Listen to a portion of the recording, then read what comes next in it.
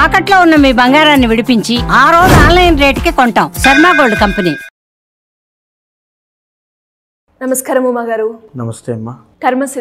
కర్మ సిద్ధాంతం ఎన్ని రకాలుగా ఉంటుంది? పురుషుల్లో మనం చూస్తే కుంభరాశి వారికి ఎలా ఉంటుంది కర్మ యొక్క ఫలం, దాన్ని ఏ రకంగా వారు పరిహారం చేసుకోవాల్సిన అవసరం ఉందంటారు గురుగారు? ఏదైతే మన కర్మ సిద్ధాంతంలో ముఖ్యంగా చెప్పబడినటువంటి 3 కర్మలు సంచిత, ప్రారబ్ధ, ఆగామి కర్మలు. ముందుగా సంచిత కర్మ అని అంటే మనం ఏదైతే ఈ జీవాత్మ ప్రారంభమైందో అంటే కొన్ని వందల జన్మలు అవ్వచ్చు, కొన్ని కోటి జన్మలు అవ్వచ్చు, అప్పటి నుంచి మనం మూట కట్టుకున్నటువంటి పాపమైన పుణ్యమైన కర్మ కింద వస్తుంది. దాంట్లోంచి భాగంగా మనం ఇప్పుడు అనుభవించేటువంటి కర్మ అంటే ఈ బాధలు ఎంతో కొంత దాని నుంచి అనుభవిస్తూ ఉంటాం, అది సంచిత కర్మ. దీంట్లోనే మన వంశపారంపర్యంగా వాళ్ళు చేసేటువంటి కర్మలు కూడా మనం అనుభవించాల్సి వస్తుంది.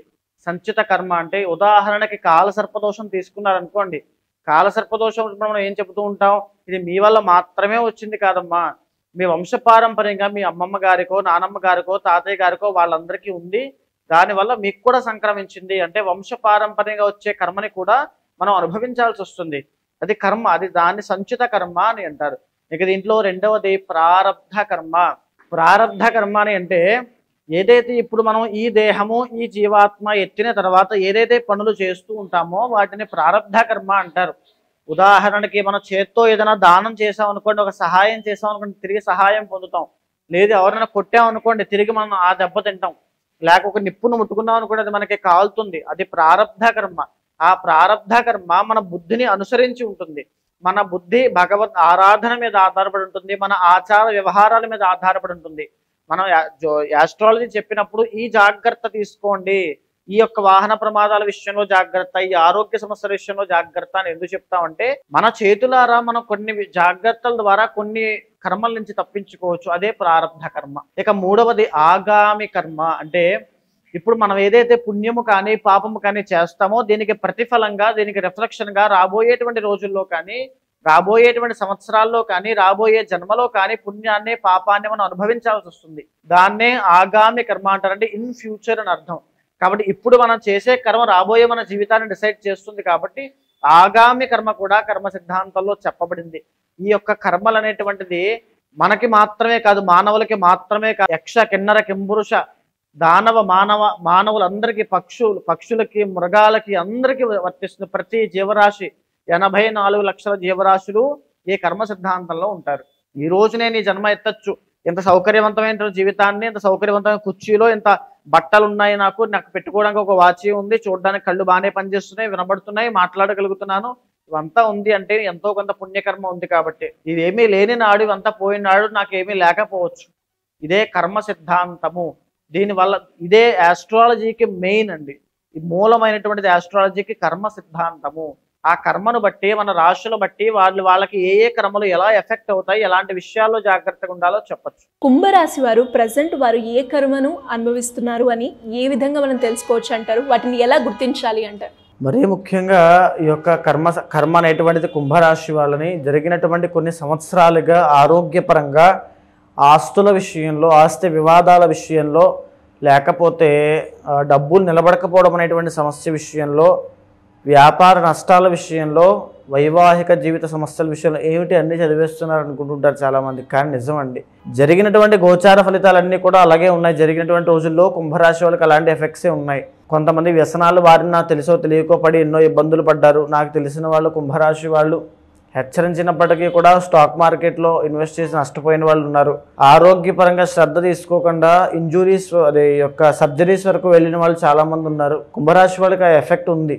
ఆ సంచిత కర్మ అనేటువంటిది నిజంగానే ఉంది.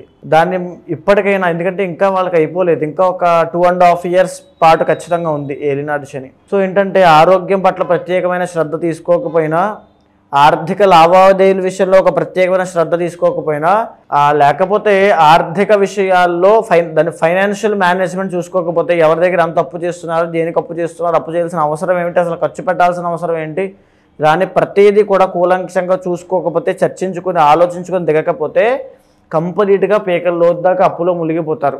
ఈ మాట వాస్తవం కావాలని చూసుకోండి. అదేవిధంగా కుంభరాశి వాళ్ళకి కుటుంబపరమైనటువంటి సమస్యలు, తగాదాలు, అంటే ఆస్తి కూడా అమ్మేసేటువంటిది, ఆస్తి అమ్మి అంటే ఈ స్థాయిలో ఉన్నటువంటి వాళ్ళు కంప్లీట్గా కింద పడిపోయేటువంటి స్థాయికి కుంభరాశి వాళ్ళు రాబోతున్నారు. బికాజ్ లాస్ట్ ఫేజ్ ఆఫ్ ఏలినాడు శని కదా, పాదాల మీద ఫోకస్ చేస్తుంది. పాదాలను అంటే ఇంకా కంప్లీట్గా వాళ్ళ యొక్క స్థాయి కిందకు వచ్చేస్తుంది.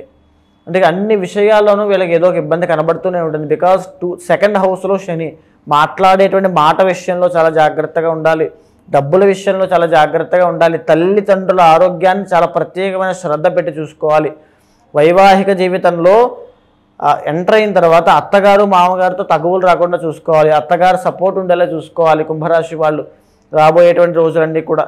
అదేవిధంగా మరీ ముఖ్యంగా మోకాళ్ళ నొప్పులు కానీ, వాపులు కానీ, కీళ్ళవాతం పెరగకుండా, లేకపోతే పాదాలకు సంబంధించిన నరాలు అంటే సయాటికా అవ్వచ్చు, వెరికోస్ వెయిన్స్ అవ్వచ్చు, వీటికి సంబంధించిన ఇబ్బందులు రాకుండా ప్రత్యేకమైన శ్రద్ధలు తీసుకోవాలి. ఇదే విధంగా కుంభరాశి వారికి మరీ ముఖ్యంగా 6th లార్డ్ చంద్రుడు అవుతారు కాబట్టి గ్యాస్ట్రిక్ సమస్యలు కానీ, ఇండైజెషన్ కానీ, లేకపోతే ఎసిడిటీ కానీ ఎన్నో సమస్యల విషయంలో ఇబ్బంది పడేది ఉంది. అదేవిధంగా కోపము, షార్ట్ టెంపర్ విషయంలో వీళ్ళు ఎన్నో రకాల ఇబ్బందులు పడి ఆ కోపముతో వీళ్ళకి తెలియకుండానే ఎన్నో అవకాశాలు కోల్పోయి ఎన్నో స్వయంకృతాపరాధాలకి లోనయ్యి ఎంతో ఇబ్బంది పడేటువంటిది ఉంది.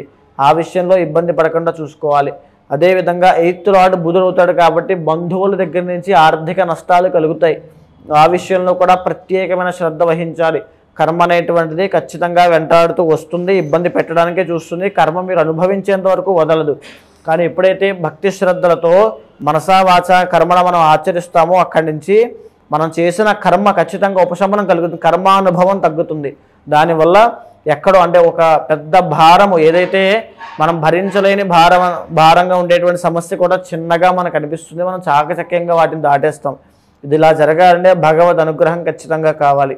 దానికోసము ప్రతి నిత్యము కుంభరాశి వాళ్ళు సుందరకాండ పారాయణ చేయాలి. సుందరకాండ కనుక ప్రతిరోజు పారాయణ చేస్తే లేదా ప్రతి వారము ప్రతి మాసము పారాయణ చేస్తూ ఉంటే ఏలినాటి శని దోషం ఇబ్బంది పెట్టదు.